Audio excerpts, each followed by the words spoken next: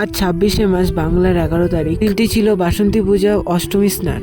এবার প্রায় 7-8 বছর পরে মা বাবার সঙ্গে একসাথে মেলায় যাচ্ছি। মার শরীরটা অসুস্থ থাকায় তাই আর মেলা পূজা যাওয়ার সাহস করেনি, আর মা যেতে পেত না বলে বাবাও যাইতো না, তাই আর আমারও ওদের সাথে যাওয়া হতো না।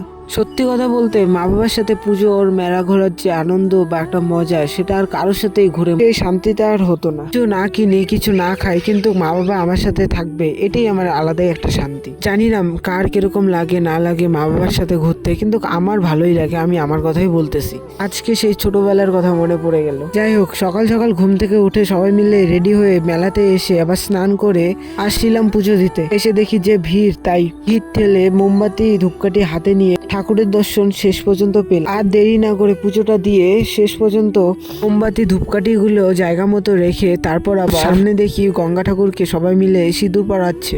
তাই মা ওরা সবাই মিলে গেছিল ঠাকুরকে সিঁদুর পরানোর জন্য। পুজো দেওয়ার পরে সবাই পরে চলে আসলাম খাওয়ার জন্য। খাওয়ারেতে ছিল দই, চিড়া, মুড়ি, গুড়, কলা, আরো অনেক কিছু। খাওয়া দাওয়ার পরে সবাই মিলে মেলা ঘুরতে বেরিয়ে পড়লাম। ঘুরতে ঘুরতে দেখতে পেলাম এই গাড়িগুলো অবশ্য আমার খুব পছন্দ হইলো। গাড়িটা অবশ্য পিসি নিচে একটা ভাসিতার জন্য। আরো অনেক কিছু কেনাকাটার পরে বাড়ি ফেরার পথে রওনা দিলাম।